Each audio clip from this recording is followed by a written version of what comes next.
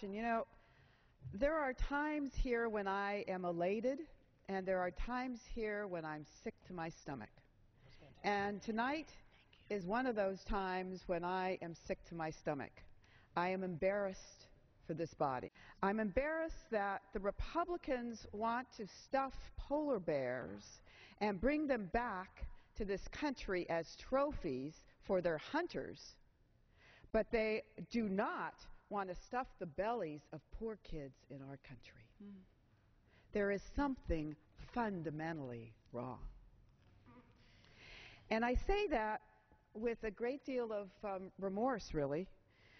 1 in 7 Americans now is in poverty and needs to be part of the SNAP program. You know, I think it's really important for us to say it over and over again. This program is not filled with fraud. This program is one of the best programs that we run in the government, where the error rate and the fraud is less than 3%. Now, I took the food stamp challenge last fall, and I got to tell you that it was a humbling experience. And for every one of my colleagues who want to cut the food stamp program by $33 billion, I challenge them to live on the equivalent of food stamps for just 5 days. I did it for 5 days, $4.50. There were no lattes in my diet. There were no Big Macs in my diet. There was no sushi in my diet.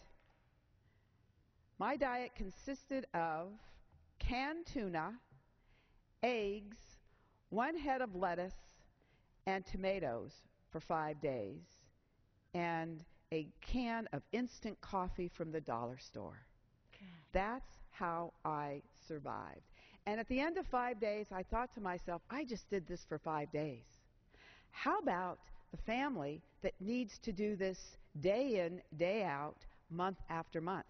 And what we don't say often enough is that you are only eligible for the SNAP program if you are a family of 4 making less than $22,000 a year. If you make more than $22,000 a year, you are not eligible. And your only place you can go to is the food banks. So if we really are going to be a country that thinks about the poorest among us, we cannot reduce this program.